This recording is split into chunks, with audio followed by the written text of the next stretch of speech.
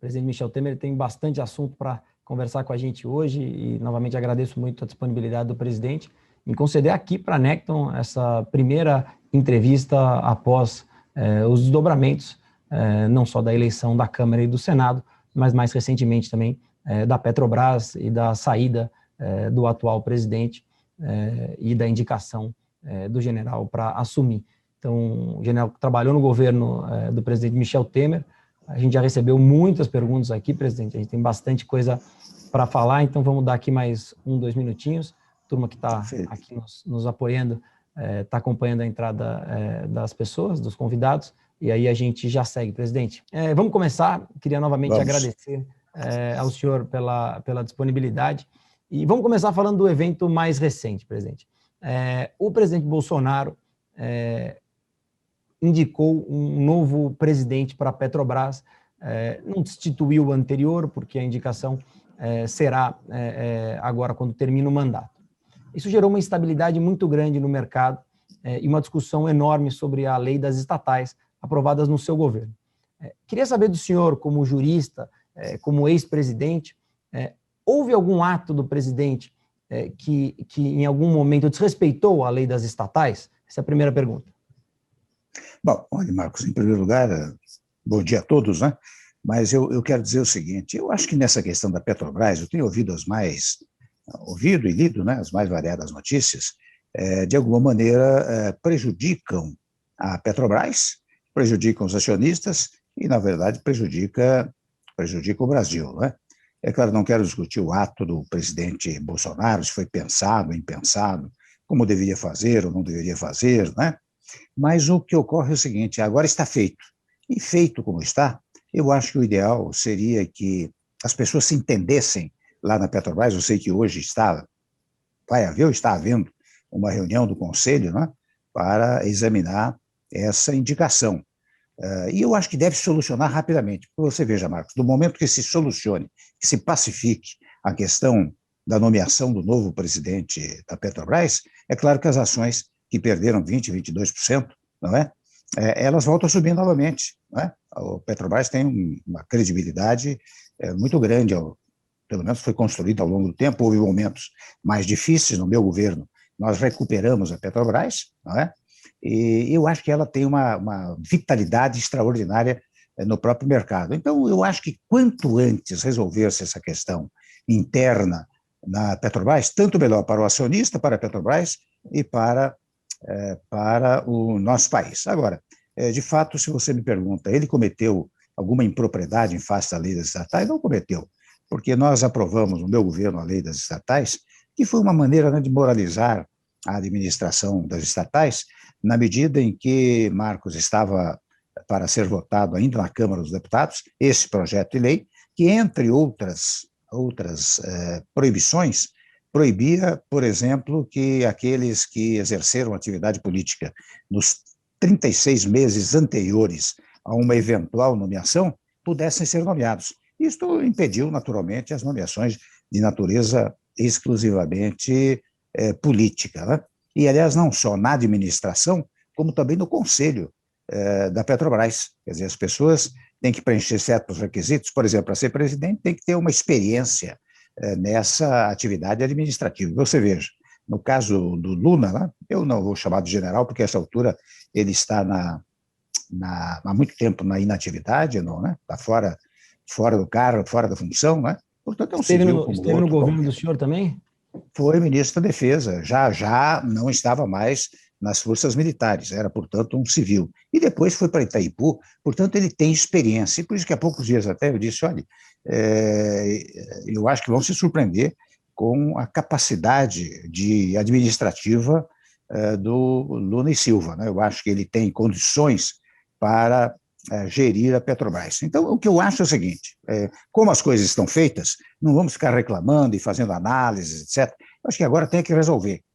Já foi feito mesmo, então tem que resolver com o Lula, se o Conselho aprovar, e eu acredito que o Conselho possa aprovar, porque você veja, os conselheiros são 10, sendo 6 do governo, né? Portanto, 6 que vão acompanhar o governo. De fora a parte, acho que são 3 representantes dos minoritários e 1 representante dos empregados. Eu tenho a impressão que, se houver diálogo, por exemplo, entre alguns representantes dos minoritários e o próprio Silva Luna, né?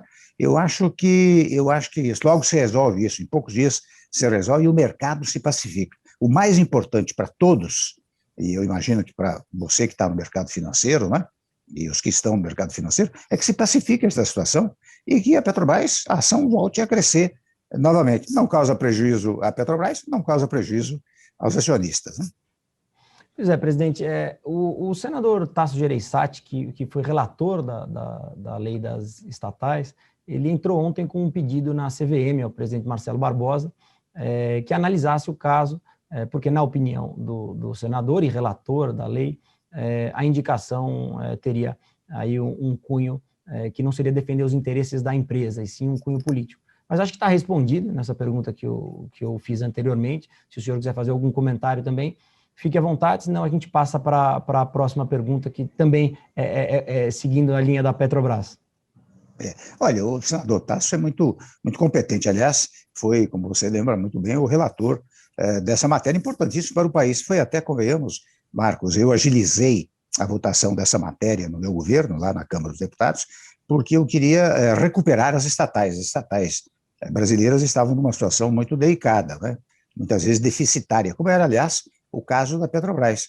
E eu apressei a votação, aprovamos, e a partir daí eu me recordo quando chamei o Pedro Parente para dirigir a Petrobras, eu disse, olha, Pedro, você vai para lá, não vai ter nenhuma influência de natureza política, não haverá indicações políticas, só indicações exclusivamente técnicas. Não apenas porque eu desejasse, mas agora porque a própria lei estabelece a lei das estatais.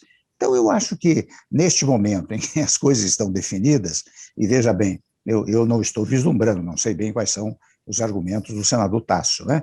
Devem ser mais do que ponderáveis, né? Mas eu não estou vislumbrando, em face da lei, o eventual impedimento de uma assunção pelo Lula, né? Eu acho que ele pode assumir, preenche as condições previstas na lei das estatais. E o senhor acha que a lei das estatais também protege a Petrobras quanto à sua política de preços? Eu acho que sim, veja, ela é muito completa, né? Ela trata, enfim, uma coisa de 45 páginas, né? Então, impressas, né? Então, ela protege os interesses da Petrobras e, naturalmente, não pode interferir diretamente na administração interna da Petrobras, né? Então, os conselheiros, os administradores da Petrobras têm meios e modos de saber como é que ela não causa prejuízo, como é que ela prospera, porque ela tem duas funções, uma função social, que é ligada ao fenômeno do desenvolvimento, e uma função ligada ao fenômeno da segurança nacional, né? São dois fundamentos básicos para a existência da Petrobras. Então, veja bem, quando ela foi criada com esse sentido até acentuadamente nacionalista, né? O lema "o petróleo é nosso" foi uma coisa que percorreu por todo o país e que entrou na mentalidade de todos os brasileiros. Mas era uma atividade estatal. Então, o que acontece com ela? Ela desmembrou-se dessa atividade estatal para dar-lhe uma função, uma legislação privada para a sua administração. Mas ela continua sendo uma função, a meu modo de ver, uma função de natureza eminentemente pública, né? E o senhor falou que o petróleo é nosso. O presidente Bolsonaro comentou isso ontem, que o petróleo é nosso e não de um pequeno grupo. Ora, ele diz que manterá a política de preços inalterada. Ora, ele diz que o presidente aumentou em 15% o preço do diesel sem nenhuma explicação plausível. E ora, ele diz que o petróleo é nosso. Em qual presidente que a gente deve acreditar? E se é que precisa acreditar em algum presidente nesse sentido, se a lei das estatais já não delibera como isso deve ser, né? Qual é a função do presidente nesse caso e o que o investidor deve entender, aonde o investidor deve olhar para ficar mais tranquilo em relação a quem compra ações da Petrobras? Olha, eu só posso dar o meu exemplo, né? Você sabe que o que está gerando tudo isso é a possibilidade de uma greve dos caminhoneiros, em face do aumento do diesel, que foi a mesma situação que eu vivi em 2018, não é? Em 2018 nós tivemos o mesmo problema. O que aconteceu com o presidente da Petrobras, com o Pedro Parente? Eu o chamei e ele, dos 9 dias, 10 dias em que persistiu a greve dos caminhoneiros, pelo menos uns 5 dias, ele esteve presente lá no meu gabinete. Nós todos tentando encontrar uma fórmula. Eu montei uma espécie de gabinete da crise, né, que era comandada pelo ministro Padilha, pelo general Tigói, por ministro de Transportes, pelo Parente, né? E nós todos, Petrobras, o governo, portanto, administração direta, administração indireta, trabalhamos juntos. Não modificamos a política de preços, mas fomos buscar até, naquela oportunidade, Marcos, valores que eram entregues à Zona Franca de Manaus. Nós reduzimos alguns tributos lá da Zona Franca de Manaus, ou melhor, pegamos valores da Zona Franca de Manaus e, pelo menos temporariamente, nós mantivemos para manter o preço do diesel num patamar razoável. Mas, ao mesmo tempo, é interessante, naquela oportunidade, nós cuidamos da questão do frete. Eu me lembro que havia uma queixa dos caminhoneiros referentemente a um valor mínimo para os fretes, até de questionada, digamos, constitucionalidade, mas foi feito naquela oportunidade para depois, se for o caso, ou se fosse o caso, o judiciário examinar, né? Eu me lembro de coisas mais triviais até, alguns reclamavam, esses caminhões que têm 10 ou 12 conjuntos de pneus, né? Muitas e muitas vezes, quando estão vazios no pedágio, nas estradas, eles andam com 4, 5 conjuntos de pneus levantados. Então, o que eles queriam? Que nessas hipóteses o pedágio fosse de menor tamanho. Nós concordamos, fizemos um acordo. Até confesso, vou contar uma coisa aqui, que eu não tenho contado com muita frequência, né? Eu me recordo que num domingo, Marcos, os caminhoneiros têm um poder extraordinário, eles paralisam o país. E sobre paralisarem o país, eles paralisam especialmente o abastecimento de supermercados, farmácias, né? Cria um problema seríssimo para a economia nacional. E os caminhoneiros não têm, muitas vezes, uma liderança determinada, a liderança é muito difusa, muito espalhada, muito atomizada. Então, o que nós fazíamos? A crise, o comitê de crise, né?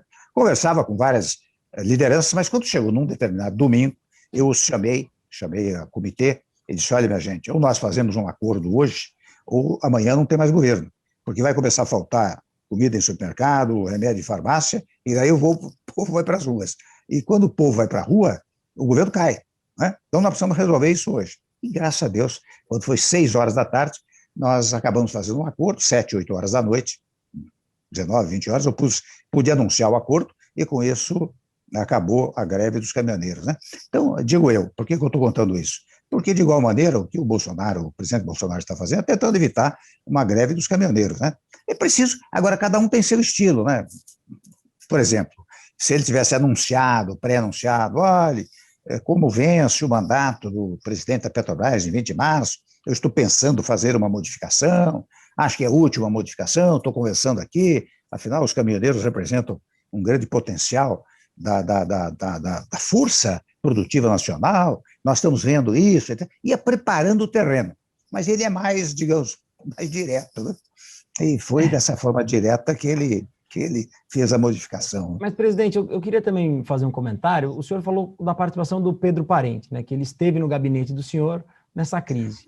E agora, se colocando um pouco no lugar do presidente Bolsonaro, né, há mais ou menos 2 meses atrás, a crise dos caminhoneiros já se desenhava, e vazou um áudio, supostamente, do ministro Tarcísio, que colocou uma temperatura mais alta àquela crise. O Bolsonaro conseguiu contornar, e nas últimas semanas disse que vai isentar o ICMS e também o PIS/COFINS do combustível para baratear o preço, para colaborar para baratear o preço.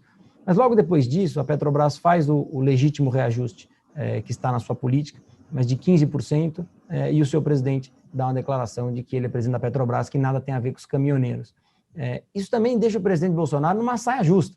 O senhor contou como no seu governo o senhor tratou desse assunto importantíssimo, que é a crise dos caminhoneiros. Então, dado que o senhor aqui deu algumas informações importantes para a gente sobre a lei das estatais, né? Então, primeiro sobre a opinião do jurista de que o Luna deve ser, sim, de fato aprovado. Também a opinião do jurista que os preços não devem sofrer interferência política. Isso o Bolsonaro já falou algumas vezes.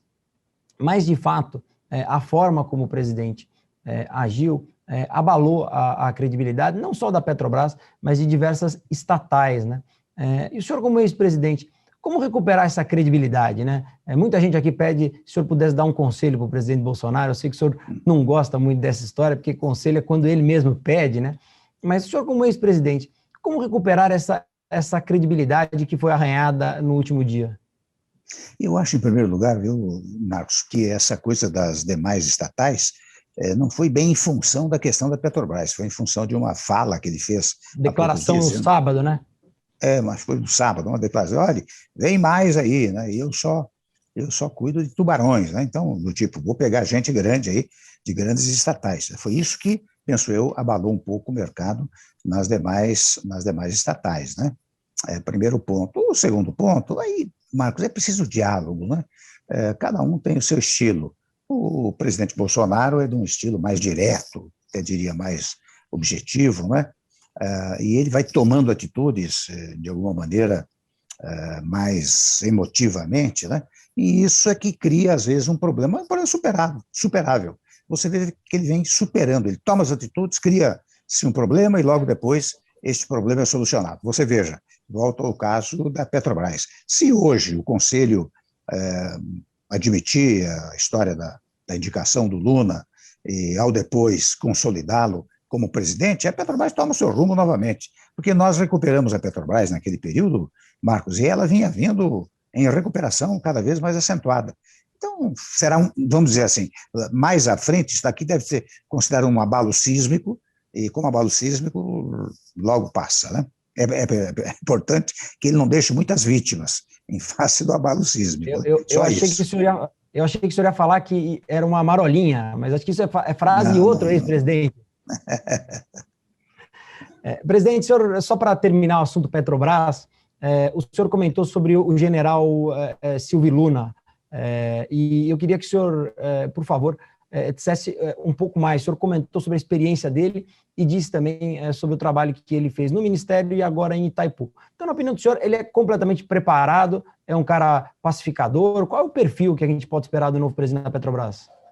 Olha, em primeiro lugar, ele é extremamente preparado administrativamente, porque, aliás, os militares em geral, Marcos, eles são muito preparados, conhecem o Brasil como se deve conhecer, não é? Conhece o Brasil muito bem. Ele sempre teve esse preparo durante a ativa. Quando foi para a inativa, ele foi primeiro secretário executivo lá do Ministério da Defesa, quando era ministro o Raul Jungmann. Quando eu chamei o Raul Jungmann para o Ministério da Segurança, eu cogitei, bom, quem é que eu vou deixar no Ministério da Defesa? E o próprio Raul disse, olha, o Luna já está na inatividade há muito tempo, do tipo, já é civil, não é? Eu não sei porque o rotulam de general, mas é o Silvio Luna, né? Silvio Luna. Então, se ele fosse deixá-lo, ele completa o meu período no Ministério da Defesa. Eu nomeei ministro da Defesa. E daí pude constatar que fosse como secretário executivo e depois como ministro da Defesa, ele teve um desempenho administrativo extraordinário. Mas, além do desempenho administrativo extraordinário, ele é politicamente muito habilidoso. Eu dou um exemplo aqui que hoje, sobre isso hoje eu posso falar. Houve um dado momento que o ministro da Defesa, lá da Venezuela, quis ter um encontro com ele, né, e ele veio me consultar.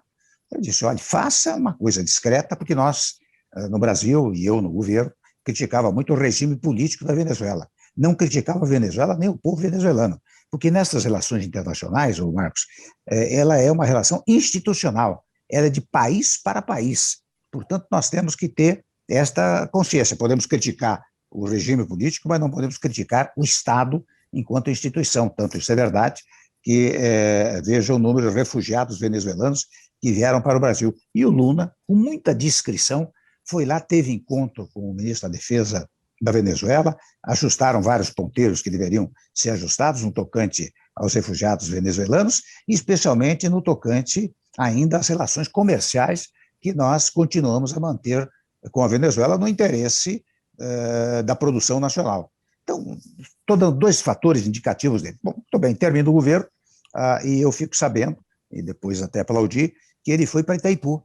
E lá ficou praticamente quase 2 anos em Itaipu, não é? E você vê, não tem se me permite uma expressão entre aspas, um bochicho em relação a Itaipu. Ao contrário até, eles deram sequência lá em Itaipu, aliás, o governo brasileiro e o governo do Paraguai deram sequência a um acordo que nós, eu e o Marito Ábido, presidente do Paraguai, firmamos no final de 18, que foi a construção de 2 pontes, além da ponte da amizade, 2 pontes que ligam o Brasil ao Paraguai. E o Lula deu sequência a isso, tanto que o presidente Bolsonaro, muito recentemente, pôde ir lá para lançar a pedra fundamental de uma das pontes. Aliás, ela já está em construção. Então, por tudo isso é que eu digo, o Lula, como administrador e com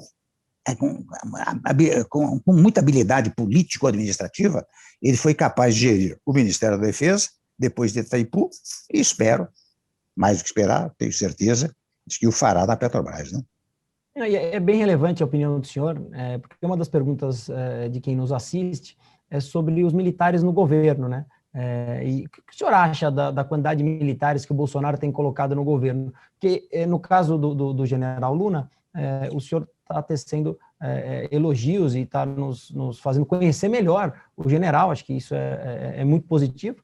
Até o senhor começou não o chamando de general, né? Afinal, ele já não está nativo há bastante tempo. Mas esse rótulo de militar colocado às vezes, o governo Bolsonaro tem muitos militares. Como o senhor enxerga isso, né? A relação do governo com as Forças Armadas? Olha, eu não tenho objeção, viu, Marcos? Porque você distinguir militar de civil já começa com uma ideia de preconceito. É um preconceito, claro. Preconceito. Preconceito é proibido pela Constituição. A Constituição, inúmeras vezes, diz, é proibido preconceito disso, daquilo, etc. Não pode haver preconceito. Militar não pode ocupar o cargo. E muitas vezes, é interessante, o caso do Lula, o Lula é civil há muito tempo, né? Ele não pode ter uma redução na sua capacidade, digamos assim, político-administrativa, ou nos seus direitos políticos, digamos assim, porque um dia foi militar. Seria como do lado antes, bom, agora quem foi advogado não pode exercer função tal e qual. Não tem cabimento isso. Bom, agora, fala-se muito, tem muito militar no governo. De alguma maneira, é meio natural. Você sabe que o Bolsonaro, embora tivesse 5, 6 mandatos de deputado federal, ele originariamente era das hostes militares, né? Então, a relação dele, o relacionamento dele era mais com a classe militar.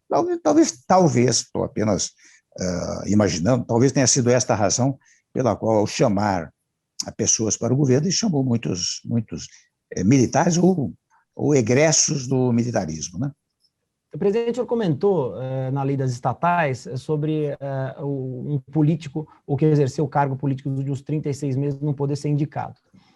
E um pouco se falou nos últimos dias, nas últimas horas, sobre a aproximação do Bolsonaro com o Centrão e que, eventualmente, a mudança no comando da Petrobras seria para acomodar alguns cargos. Uma vez que esses cargos não podem ser de políticos que exerceram nos últimos 36 meses, essa tese fica um pouco mais frágil. Mas o senhor acha que o Bolsonaro fez alguma mudança na Petrobras pensando em acomodar cargos dos partidos aliados? Nenhuma, porque ainda que quisesse, você acabou de dizer, não seria possível. Se botar alguém lá que, digamos assim, nos 36 meses anteriores tem ocupado funções de natureza política, alguém vai entrar com uma ação, né? Nos dias atuais, mais do que nunca, isso é comum. Alguém entra com uma ação impugnando essa nomeação. Eu duvido que ele venha fazer isso e nem acho que esteja na cabeça dele o fato de que, bom, agora eu vou acomodar gente aí do Centrão, o que seja. Não penso que esteja isso no raciocínio do presidente da República, né? Bom escutar isso do senhor, presidente. Vamos para as próximas perguntas. Uma pergunta sobre o teto de gastos. O teto de gastos é necessário, porém com déficit social, com saneamento, saúde e educação, precisando de investimento. Na opinião do senhor, não fica complicado cumprir a lei para o governo que segue? Sei que foi uma lei criada no seu governo, importante até para que a gente possa ter previsibilidade, mas esses 3 setores, a nossa pergunta vai nesse sentido: saneamento, saúde e educação. O senhor acha que isso fica prejudicado, que o governo pode correr o risco de não conseguir cumprir essa lei? Olha, em primeiro lugar, você sabe que o teto de gastos públicos ele se destinou a dar credibilidade fiscal interna e internacional para o nosso país, porque aquele desarranjo dos gastos públicos, né, as teses populistas que muitas vezes se adotavam, tiravam a credibilidade fiscal do nosso país. O primeiro ponto foi esse. E você sabe, só para todos, estou sendo repetitivo, mas só para todos entenderem, o teto de gastos públicos significa, se você tem um orçamento neste ano, no ano que vem, o novo orçamento só pode ser acrescentado pela inflação, né? Portanto, não pode ser uma coisa irresponsável, tem uma coisa extremamente responsável. Primeiro ponto. Segundo ponto, na própria emenda constitucional do teto para os gastos públicos, há uma previsão em casos de calamidade, em casos de especiais, você tem uma abertura para os chamados créditos extraordinários. Tem um dispositivo, Marco, na emenda constitucional, que permite o ultrapasse do teto em situações de emergência, como foi o caso agora da pandemia. Né? Você tinha uma saída constitucional. Eu ainda acredito que, mesmo no tocante a esse auxílio emergencial, não é? Ainda é possível utilizar esse dispositivo da emenda do teto de gastos públicos, dizendo, olha, há uma realidade emergencial, aliás, está sendo chamado de emergencial, auxílio emergencial, mas é emergencial. Esta questão emergencial, ela está autorizada pela emenda do teto de gastos públicos. Portanto, por meio de créditos extraordinários, você pode prover, por exemplo, a questão dos vulneráveis. Agora, pergunto a você, bom, mas e educação, saúde, etc., vão ser prejudicados? Eu acho que não podem ser prejudicados. Aí, questão de montar o orçamento, né?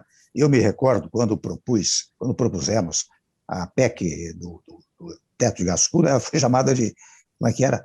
PEC da morte, porque ia acabar com saúde e educação. Ora bem, nos orçamentos posteriores, nós aumentamos as verbas para saúde e educação, de modo que ela até hoje não causou nenhum prejuízo, nem à educação, nem à saúde. É preciso encontrar meios e modos, isso a equipe econômica saberá fazer, né? De um lado, prover as necessidades dos mais pobres, dos mais vulneráveis, como eu acabei de dizer, e de outro lado, manter os valores da educação e saúde intactos, né? Saúde hoje mais do que nunca. Que bom, presidente. Então, o senhor dá aqui uma saída importante, né? Que a PEC emergencial poderia estar dentro do teto de gastos, claro, como um gasto, uma despesa extraordinária. Extraordinário. E assim a credibilidade conseguida, a credibilidade internacional e nacional, como o senhor comentou, que o teto de gastos trouxe, não seria afetado, até porque nos demais países do mundo, essa é uma pandemia mundial, isso será absolutamente possível de ser entendido, né? Então, acho que é uma saída importante dentro do teto de gastos, sem romper o teto de gastos, e que o governo Bolsonaro deveria pensar aí com todo carinho nessa PEC emergencial nesse sentido. Seguindo as nossas perguntas, as perguntas de quem nos... Desculpa, presidente, o senhor ia comentar, por favor? Não, muito rapidamente, dizer o seguinte, é claro que alguns dirão, bom, mas de qualquer maneira está havendo uma despesa exagerada, etc., né, a pretexto de ter fundamento constitucional por meio dos créditos extraordinários. Mas você acabou de dizer, isso é uma pandemia mundial, não é só do Brasil. Portanto, as pessoas haveriam de compreender este fato, né? Você mantém simbolicamente o controle por meio do teto e, ao mesmo tempo, tem as válvulas de escape que o próprio teto estabeleceu. Acho que afinal, seria compreendido nos dias atuais, né? Bom, presidente, mudando um pouquinho de assunto, indo para a parte política, a gente teve aí nos últimos dias a prisão do deputado Daniel Silveira. E como grande jurista que é, o senhor, como o senhor interpreta essa prisão, né? O senhor acha que a imunidade parlamentar foi de fato respeitada? O senhor acha que o deputado teve quebra de decoro? Como é que o senhor enxerga isso? Olha, eu acho, em primeiro lugar, é um comentário político, né? E eu acho que o que o ministro Alexandre fez, e depois o Supremo convalidou, referendou, foi dar um freio de arrumação. Porque você sabe que, ao longo do tempo, houve várias manifestações, não tão pesadas, tão agressivas, e tão, se me permite a expressão, tão chulas, como aquelas proferidas pelo deputado Silveira, né? Mas houve outras tantas que vinham crescendo. Então, num dado momento, era preciso dar um certo freio de arrumação. E acho que o ministro Alexandre e o Supremo deram esse freio de arrumação. E, do particular, a Câmara dos Deputados também agiu com muita correção, porque o Lira, o presidente da Câmara, não saiu esbravejando, ele prendeu um deputado, não sei o quê. Ele foi lá, conversou com o Supremo, verificou, reconvocou o Conselho de Ética, já está nomeado até, acho que, relator para o caso do deputado, né? E as penas lá podem ir até a cassação do mandato no Conselho de Ética. Então, houve um freio de arrumação do tipo, vamos parar com isso, né? É claro, houve questionamentos agora de natureza jurídica. Afinal, existe flagrante ou não existe flagrante? O flagrante é do tipo seguinte, bom, o sujeito acabou de esfaquear alguém, né? Ou acabou de praticar um roubo, flagrante. Nos dias atuais, com o avanço tecnológico, o que ocorre é que o deputado parece que falou de manhã, uma coisa assim, ou na madrugada, e logo em seguida deu-se o flagrante. E eu ouvi o ministro Toffoli, no Canal Livre, explicando essa questão da flagrância, porque perguntaram muito bem, mas então quem manifestar-se pela internet e ficar lá a manifestação sendo veiculada, daqui a 1, 2, 3, 4, 5 anos, pode dar-se flagrante? Ele disse, não. Ele disse, o que ocorreu foi uma imediatidade. Na verdade, logo depois que se deu o fato, deu-se o flagrante. Né? E no caso de avanço tecnológico, eu estou dizendo, não se trata de um ato físico, trata-se de uma manifestação verbal, e verbal caluniosa, injuriosa para o Supremo, e também agressiva até, por isso que foi invocada a Lei de Segurança Nacional, para a indeniidade, a integridade física dos próprios ministros. Né? Então, a flagrância deu-se em função disso. Não quer isso significar, porque alguém me perguntou há poucos dias, viu, Marcos? Mas olha aqui, agora o juiz de primeiro grau, ele pode decretar um flagrante se, sei lá, se o prefeito, o vereador fizer alguma coisa? Eu digo, não, não pode, não é? Só se for imediatamente uma coisa agressivamente detectada, né? E que haja uma imediatidade. Né? Então, eu tenho a impressão que o que houve, com toda franqueza, foi um freio de arrumação politicamente adequado e juridicamente também inquestionável.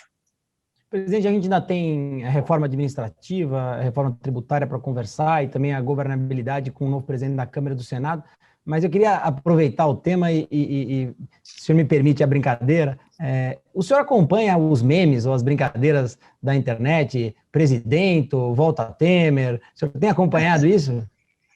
Não é que acompanhe, é que me mandam, né? Toda vez que sai um meme, alguma coisa assim, alguém me manda, não é? Então eu acompanho indiretamente, né? As pessoas ficam brincando com esse volta Temer e outras coisas, né? E me mandam, eu tomo conhecimento deles. Eu tomo isso, viu, Marcos, como reconhecimento do meu governo, não é? Graças a Deus. Às vezes eu digo, viu, que eu tenho mais prestígio hoje do que quando era presidente da República, né? Porque eu vejo as manifestações muito incentivadoras, né? Entre as quais esses memes que você está mencionando, e sempre muito criativos, né? Eu fico encantado com a criatividade das pessoas, né, ao fazerem esses memes, né? E eu, claro, se você disser, mas isso te compensa, te recompensa, sem dúvida alguma, porque é um reconhecimento do nosso governo, da tranquilidade com que nós fizemos a transição, não é, Marcos? Num momento muito difícil. Você sabe que houve uma oposição política, até digo eu, legítima. Os que perderam o poder fizeram oposição política, mas uma oposição política ferocíssima. E eu não dei atenção, né? Ou seja, eu não protestava contra os protestos. Eu ignorava os protestos e cumpria o meu papel de presidente, que era governar. Primeiro ponto. Segundo ponto, houve uma oposição também institucional.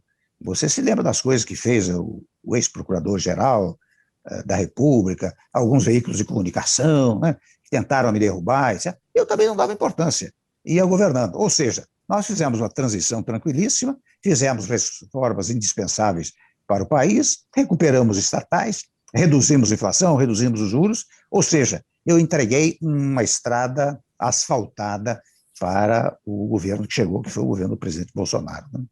Mas eu volto a dizer, eu fico muito satisfeito quando recebo esses memes, porque, enfim, durmo melhor. Né? Que bom, presidente. Eu estava preocupado com o jargão, o meme, né? Mas acho que o Michelzinho deve já ter colocado o senhor absolutamente antenado a como as coisas ocorrem hoje na internet. Mas que bom, presidente. Eu queria seguir. O senhor comentou que o senhor se sente mais popular hoje do que quando no governo. E, de fato, no governo, o senhor tomou várias medidas, foi um presidente conhecido por ser um presidente reformista.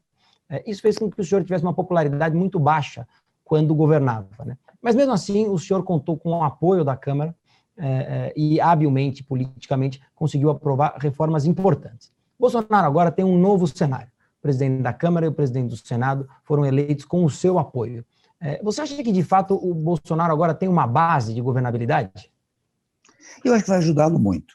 Você sabe, na medida em que ele se declarou, né, não é muito comum, mas ele se declarou apoiador do candidato vencedor no Senado e do candidato vencedor na Câmara dos Deputados, isso ajuda, porque o presidente do Senado, o presidente da Câmara, são os que organizam, na verdade, apesar de ouvirem os líderes, né? Eu fui 3 vezes presidente da Câmara, eu sei como é, apesar de ouvir os líderes, é ele quem faz a pauta do Congresso, não é? Então, na pauta do Congresso, é claro, vão entrar as questões que interessam ao governo. Porque eu digo sempre, viu, Marcos, que o presidente da Câmara e o presidente do Senado não pode ser nem oposição nem situação. Ele tem que ser aquilo que é, ou seja, presidente da Câmara e presidente do Senado. Portanto, neste particular, ele tem funções que a Constituição lhe entrega. A primeira das funções é estabelecer a harmonia entre os poderes. Ele é um dos agentes da harmonia entre os poderes. Por isso que não o presidente é da situação, o presidente da Câmara, do Senado, da situação, da oposição, não é. Ele é o que é.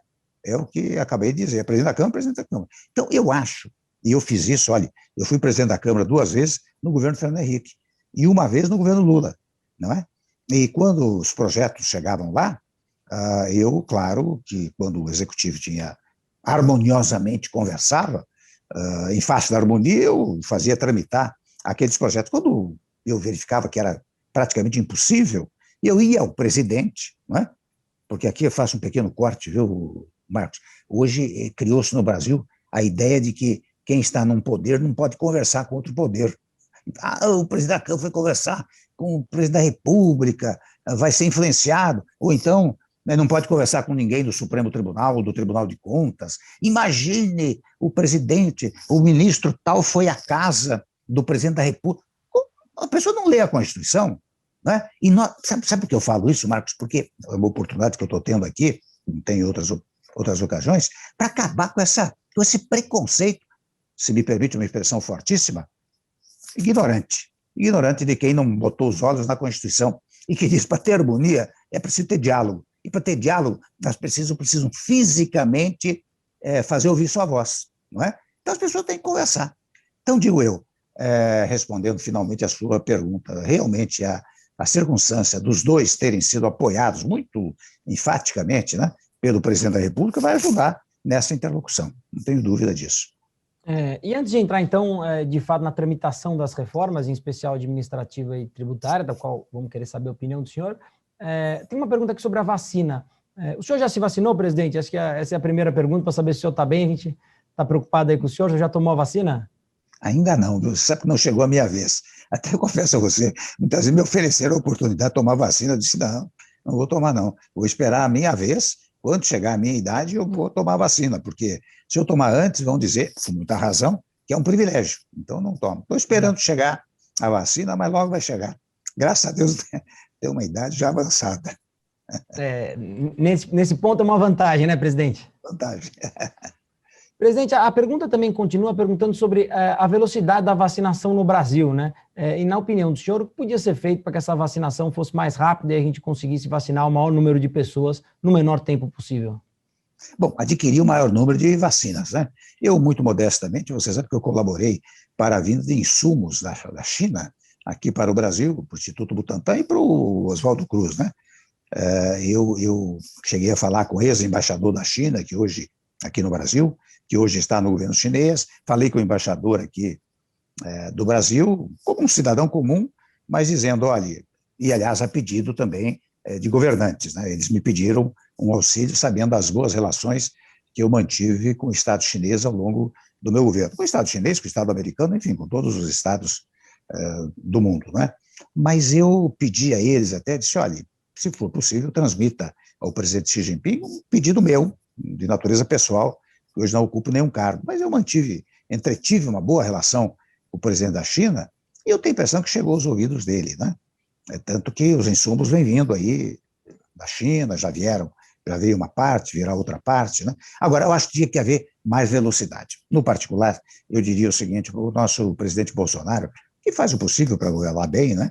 Mas ele perdeu uma grande oportunidade, vamos dizer assim, se ele, logo no início, ele assumisse a condução desse assunto, ele visitaria os estados, visitaria os municípios, estaria patrocinando a questão da vacina, né? Porque queiramos ou não, hoje, na verdade, todos querem se vacinar. Eu não vejo muita gente que não queira se vacinar. E acho que o presidente, com a devida licença, né, perdeu essa oportunidade de ser o condutor nacional deste assunto, né? Eu acho que é preciso comprar vacinas, é preciso verificar essa vacina russa, é preciso vacina da Índia, insumos da China, De onde vem a vacina, não importa, porque hoje há um movimento mundial para debelar a pandemia. Presidente, vamos para a parte das reformas. O governo tem sido marcado por ser um governo que tem feito micro-reformas, né? Então, a gente viu lei do gás e algumas outras que passaram e que têm feito bem ao Brasil como um todo. Mas as reformas estruturais, a principal reforma foi a reforma da Previdência, que foi costurada no seu governo. Muito se falou sobre uma reforma tributária. E numa live fechada com investidores, o ex-secretário do Tesouro Mansueto comentou sobre a reforma tributária não estar tão amadurecida como a reforma da Previdência estava quando foi aprovado e acreditar que é necessário um debate maior porque não há uma proposta única.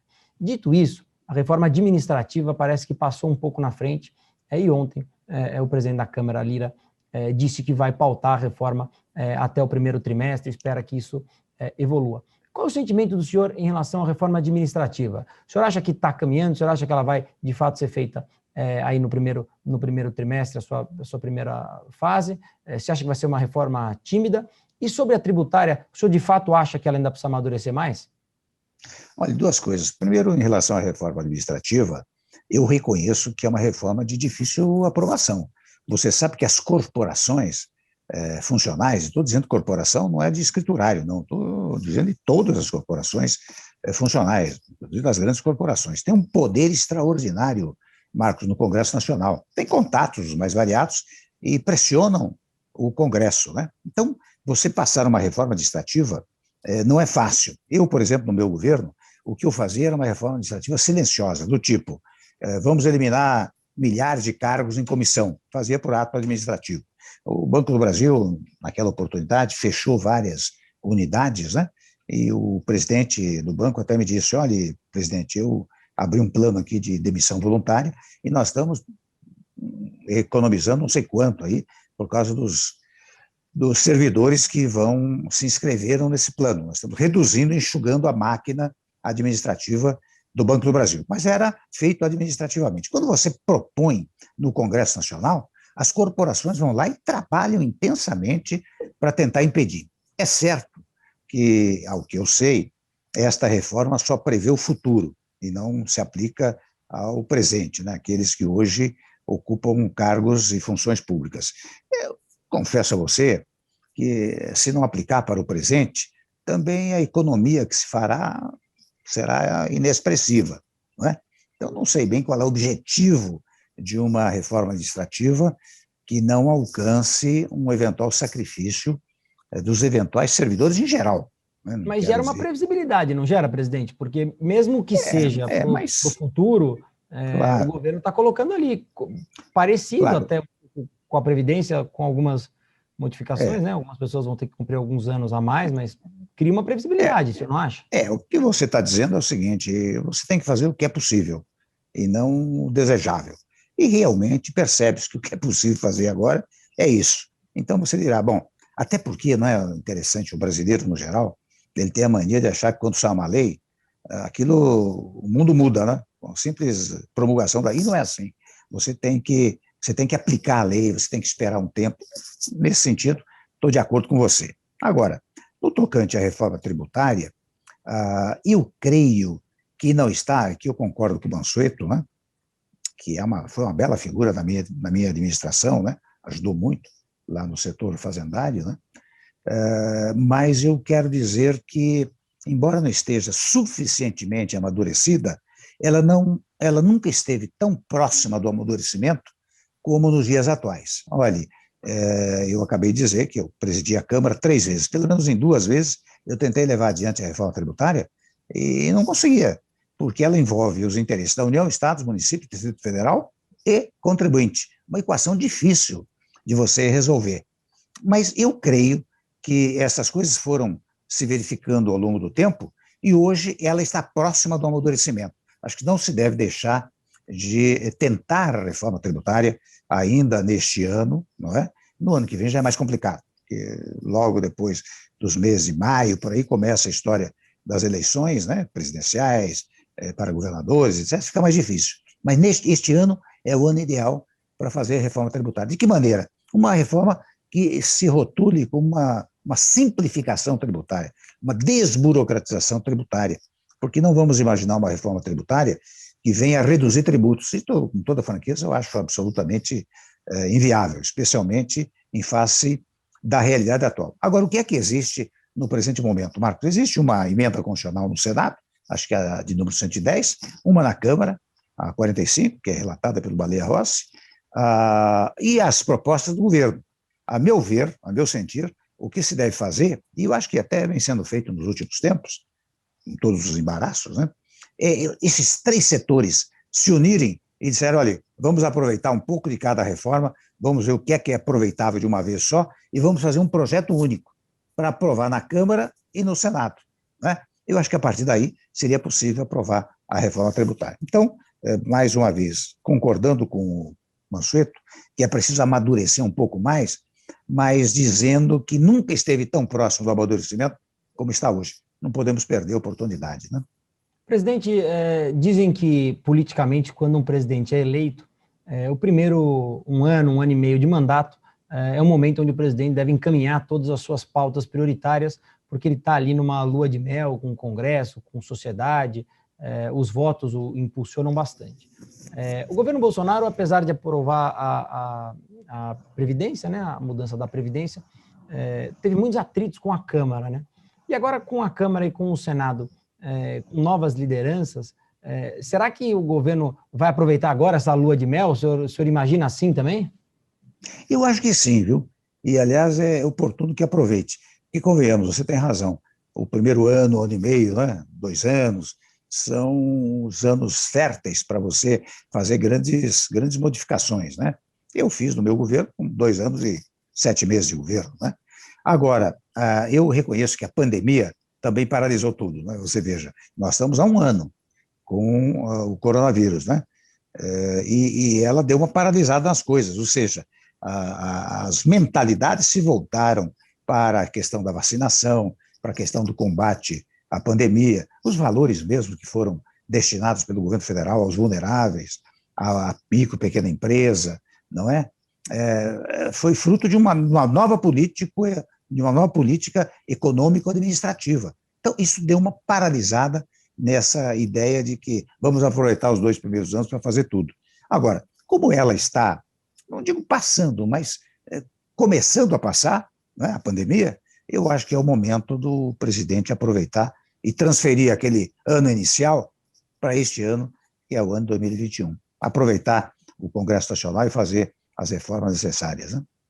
De alguém que tem a experiência política que o senhor tem, essa é uma ótima notícia. E a minha próxima pergunta, presidente, e aí eu faço aqui parênteses, me permito dizer o nome da pessoa que pergunta, é a Camila, e faço questão de fazer a pergunta de uma mulher, de uma das nossas clientes, e contar um pouco para você, presidente, também, que aqui na Necton a gente tem sempre o objetivo de ter 50% dos colaboradores aqui do time feminino, já passamos de 45%, 40% em cargos de liderança, achamos que é super importante isso, somos entusiastas das mulheres investindo em bolsa e tendo aí a sua poupança de longo prazo dentro de uma corretora. Então, fico muito feliz com a pergunta da Camila, peço licença em dizer o primeiro nome, e agora vamos à pergunta. A Camila pergunta como que o senhor avalia, nesse momento, o avanço das privatizações. E o senhor acha, com tudo que foi falado, se a privatização da Eletrobras está prejudicada? E aí eu faço o meu comentário, né? Quando o presidente Bolsonaro, no sábado, comentou de que tinha mais por vir, todas as estatais, em geral, sofreram na Bolsa ontem, né? Depois ele disse que não seria no Banco do Brasil, ou alguém disse que não era por ali, e o foco foi para a Eletrobras. E ontem mesmo, ao longo do dia, política, como o senhor sabe, é muito dinâmica. Disseram que não, que a novidade era que o governo ia abrir mão do Golden Share da Eletrobras e ia vender uma participação relevante. Como que o senhor enxerga que ficou a agenda da privatização, como a nossa cliente Camila pergunta? Em primeiro lugar, eu quero cumprimentar a Camila e cumprimentar você pela técnica administrativa que você utiliza aí, dando espaço para as mulheres. Eu até tive o prazer, viu, Marcos, quando fui secretário da Segurança Pública pela primeira vez, de criar a Delegacia da Mulher. Foi a primeira delegacia no mundo, não foi no Brasil. Depois, quando voltei a ser secretário pela segunda vez, já havia mais de 120 delegacias da mulher no nosso país. Primeiro ponto. Segundo ponto, Quando presidente da Câmara, eu criei a chamada Procuradoria Parlamentar da Mulher, né, que foi um gesto também em favor das mulheres. E terceiro ponto, eu coloquei no Colégio de Líderes uma mulher, embora nenhuma delas fosse líder, eu coloquei uma mulher para ter presença. Então, cumprimento você inauguralmente por esse gesto que você tem aí, primeiro ponto.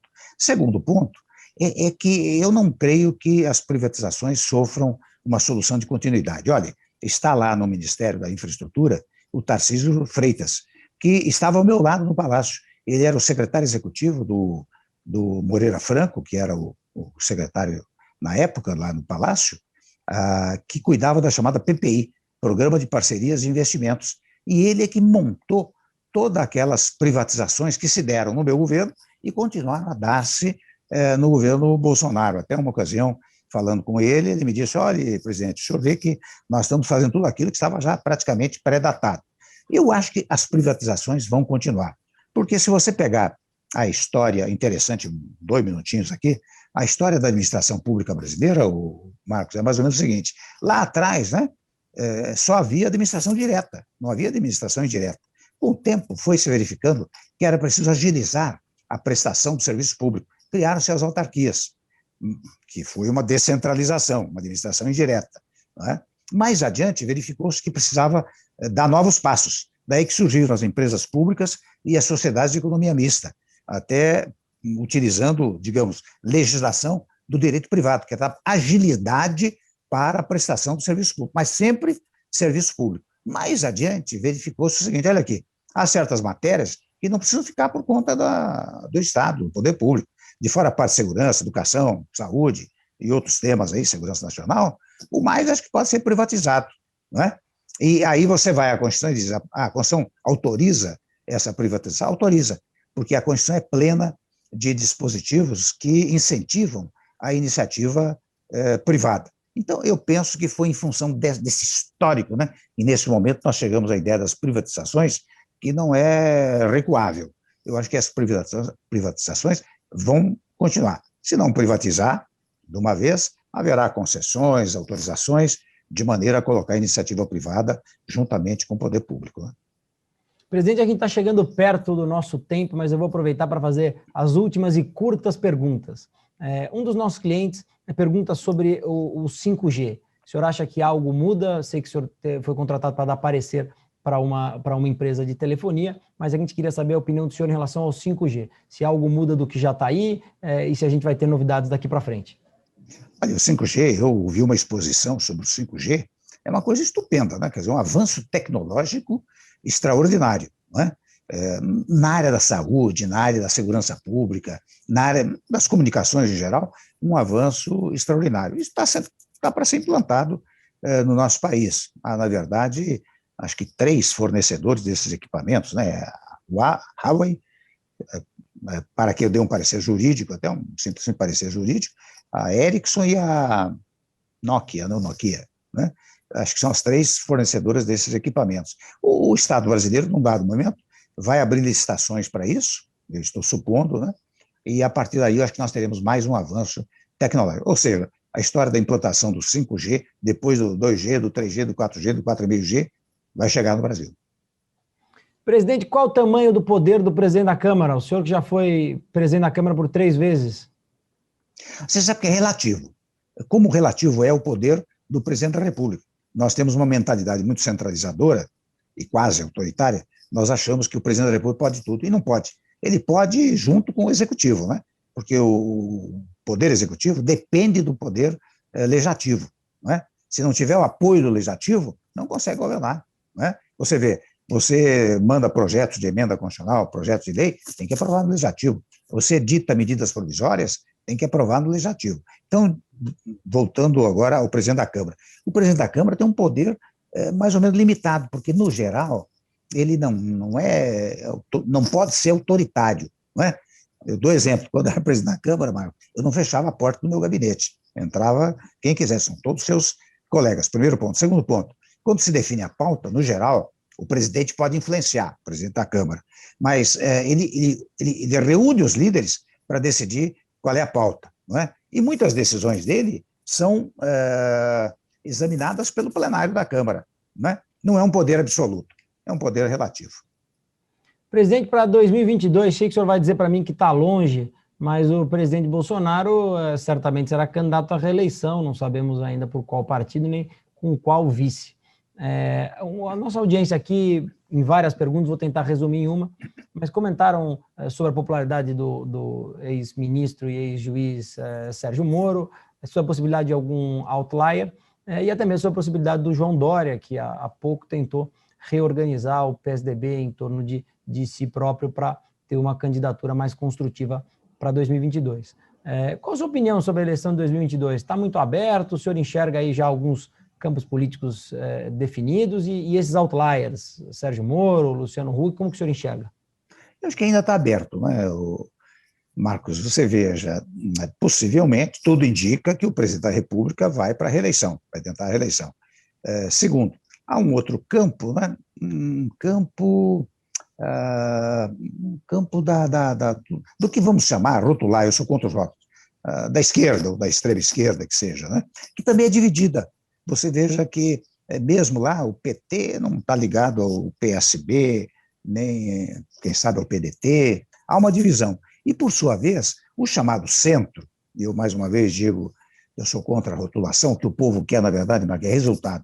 Se o resultado vem de alguém que é rotulado de esquerda ou de direita, de ultradireita, não importa, importa o resultado. Não é? Mas, se quiser, digamos assim, a ideia de moderação, serenidade, experiência, é preciso encontrar alguém que corporifique essa ideia naquilo que se costuma chamar de projeto de centro, né?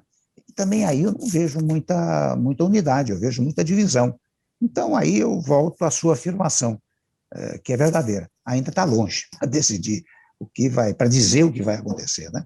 A não ser que fosse futurólogo, né? Como não sou. Presidente, eu queria agradecer muito a sua presença hoje aqui com a gente. As pessoas aqui estão mandando várias perguntas, depois eu vou encaminhá-las ao senhor.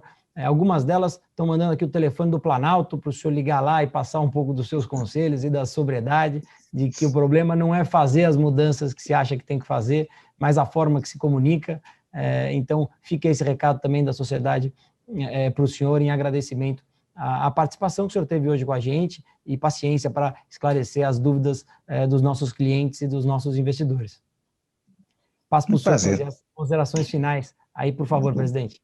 Muito gosto, viu, Marcos? E transmitir aos que estão nos acompanhando, né? A você não sei, não preciso, porque eu sei que você é um otimista em relação ao Brasil, mas transmitir a ideia de otimismo, né? Nós não podemos entrar nesse pessimismo que muitas e muitas vezes nós entramos. Nós não podemos entrar nessa coisa de brasileiro contra brasileiro, porque a Constituição determina a paz entre as pessoas, né? Sem embargo de divergências administrativas, ideológicas, né? Nós precisamos de tranquilidade, enfim, em síntese, eu diria, nós precisamos cumprir rigorosamente a Constituição brasileira. Se nós cumpríssemos a Constituição brasileira por inteiro, nós teríamos um país mais tranquilo do que nos dias atuais. Então, digo eu, vamos ser otimistas. O Brasil, para dizer uma trivialidade, sempre foi maior do que qualquer crise, né? E será maior do que esta. Muito obrigado a você. Presidente, novamente, muito obrigado por estar aqui com a gente hoje, a vocês que nos acompanharam nessa live com o presidente Michel Temer. Muito obrigado pelas perguntas, muito obrigado pelo prestígio. A Necton é a casa de vocês, é uma companhia construída com os seus clientes, então, sempre que possível, estejam perto, é isso que a gente gosta. Muito obrigado a todos. Presidente Michel Temer, até a próxima. Muito obrigado, foi um prazer.